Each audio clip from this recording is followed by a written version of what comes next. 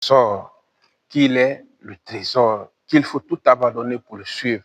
Et aujourd'hui, nous avons une foule qui abandonne tout et qui suit Jésus, qui sait que Jésus est le trésor, Jésus est la solution au problème. Alors cette foule-là va tout laisser. La foule, Jésus a quitté le lieu où il y avait cette foule-là, en bateau, en barque avec ses disciples, pour aller dans un endroit désert. Mais on va dire que la foule va suivre Jésus.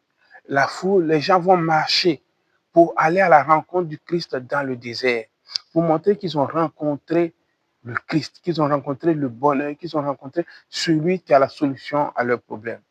Oui, c'est une attitude de désir, une attitude de foi en Jésus comme le trésor.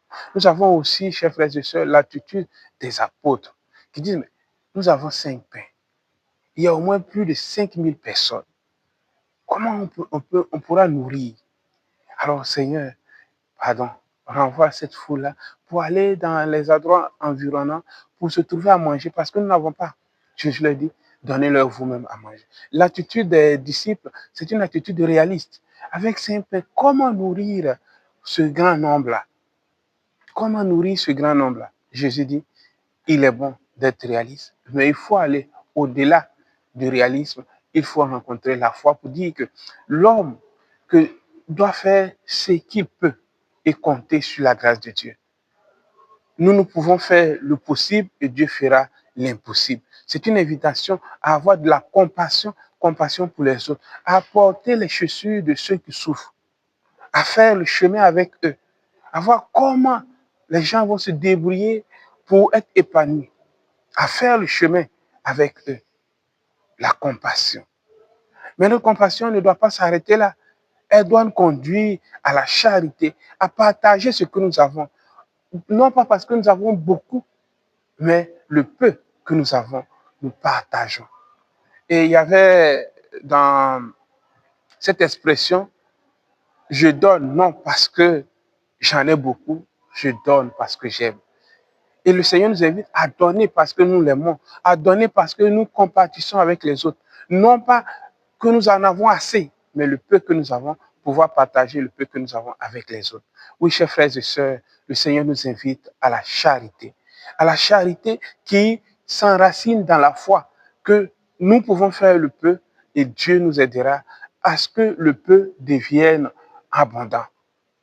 Oui, chers frères et sœurs, mettons-nous dans la peau du Christ, de nous préoccuper non pas de nos intérêts, mais des intérêts des autres, de nous préoccuper de la vie des autres, non pas pour faire papatoya, de nous préoccuper de la vie des autres, pour les aider, pour voir ce dont ils manquent. Nous n'en avons pas assez, mais le peu que nous avons, nous pouvons partager avec le peu que nous avons. Et le Seigneur saura nous aider à agrandir ce que nous avons. Oui, chers frères et sœurs, il est en même temps important de rappeler l'importance de la prière avant de manger. Dans l'une des formules plus répandues, on dit, bénis-nous Seigneur, bénissez ce repas, les mains qui l'ont apprêté, procure du pain à ceux qui en ont besoin. Dans cette prière se trouve l'action de grâce, que ce que nous avons est d'abord un don de Dieu.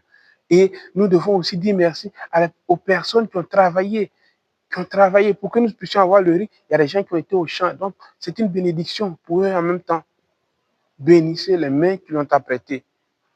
Il y a des gens qui sont allés à la pêche. C'est vrai que c'est leur travail. Mais nous devons rendre grâce au Seigneur pour eux parce que c'est grâce à eux que nous avons le poisson.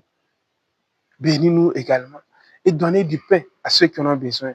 C'est un engagement, un appel à la charité que nous devons nous préoccuper de ceux qui sont dans le besoin. Non pas seulement dans la prière, parce que Jésus ne s'occupe pas seulement de l'aspect spirituel de l'homme, il s'occupe aussi de l'aspect matériel.